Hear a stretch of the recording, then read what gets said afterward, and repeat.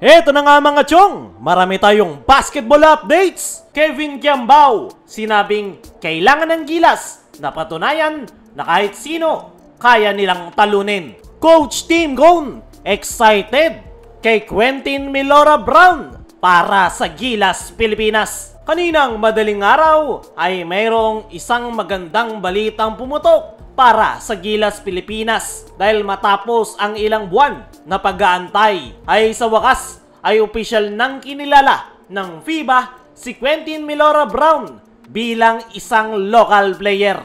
At syempre, ang pinakanatuwa dito, walang iba kundi ay ang Gilas head coach na si Coach Tim Cone. Para sa mga hindi nakakakilala kay Quentin Milora Brown, ay isa itong 6'10" big man na naglaro sa UP.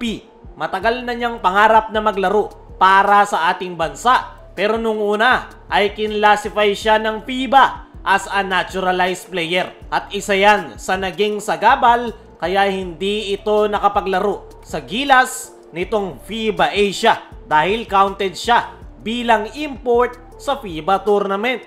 At dahil isa lang ang pwedeng naturalized sa lineup ay wala sa option si QMB dahil si Brownlee ang ating naturalized player. Pero hindi sumuko si QMB. Siya mismo ang gumastos at nag-hire ng abogado para ipaglaban na siya ay tunay na Pilipino. Matagal ang naging proseso pero ngayong araw, bumaliktad na ang sitwasyon. Sa isang opisyal na desisyon ng FIBA ay kinlassify na si Quentin Milora Brown as a local player. Ibig sabihin, pwede na siyang maglaro sa Gilas nang hindi counted bilang naturalized. Ayon niya sa agent ni Quentin Milora Brown ay talagang gustong-gusto daw ni QMB na irepresenta ang Pilipinas. At masaya nga sila na naaprubahan na ng FIBA ang pagiging local player ni QMB. At nang marinig nga yan ni Coach Tim ay una ay hindi nga siya naniniwala dahil wala pa daw siyang nababasang official statement. Pero masayang-masaya nga raw si Coach Tim sa kanyang narinig na balita at welcome na welcome raw si Quentin Milora Brown sa ating national team. Kung mapapansin natin sa FIBA Asia Cup, isa sa pinakamalaking problema ng Gilas ay ang height at rebounding laban sa malalaking bansa tulad ng New Zealand at Australia. At ang problemang yan ay possible na matuldukan na sa pagpasok ni QMB.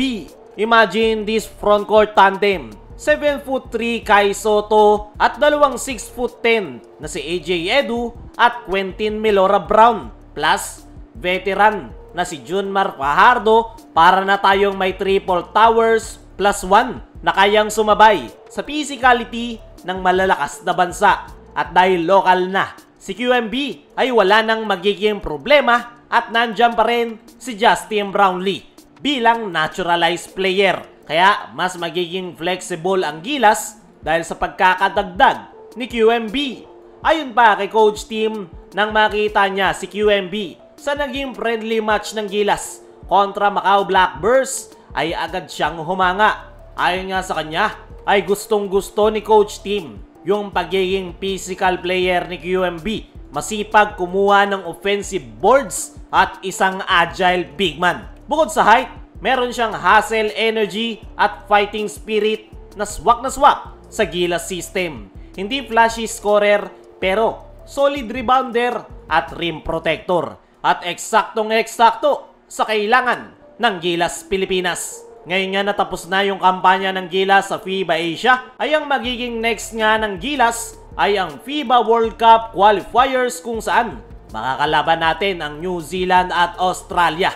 Pero this time, mas matangkad, mas malakas at mas handa na ang Gilas dahil sa pagpasok ni QMB at magbabalik na rin si Kai Sotto. Sa ngayon ay masayang-masaya si Coach Tim ngayong classified na as local si QMB. Wala pang pahayag si Coach Tim kung ipapasok niya ba si QMB, pero base sa kanyang mga naging interview ay talagang gustong-gusto niya ang nasabing big man. Dumako naman tayo dito sa kabilang balita. Kevin Kiambao, sinabing kailangan ng Gilas na patunayan na kahit sino kaya nilang talunin. Base sa naging performance ng ating national team sa FIBA Asia ay wala pa dyan ang Gilas Pilipinas. Pero yan nga, yung kanilang goal na kayang tumalo ng kahit anong kupunan, kahit pa powerhouse team na Australia. Ayon nga kay Kevin Kiambao, sa kanyang naging latest interview ay kailangan nga raw nilang abutin